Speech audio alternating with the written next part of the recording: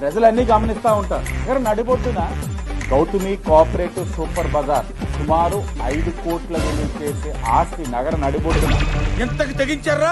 5 కోట్లు విలువ చేసే ఆస్తి మీరు ఎవరికో మెప్పించడానికి ఆడిచ్చిన సూట్ కేసులు కట్టపెట్టేశారంటే ముఖం చూస్తుంటే నాకేదో తేడా కొడుతుంది, ఏదో తీటేసమేసి ఏం సందేశం ఇస్తా ఉన్నారు మీరందరూ?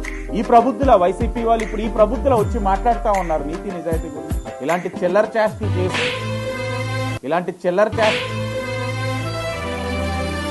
అడ్డగోలుగా ఆస్తులు కొట్టేద్దామని చెప్పి స్వార్థంతో చేసే ఈదా నాయకత్వం అంటే ముమ్మాటికి ఇలాంటి తప్పులు ఈ రోజు వెలుగులోకి వచ్చింది.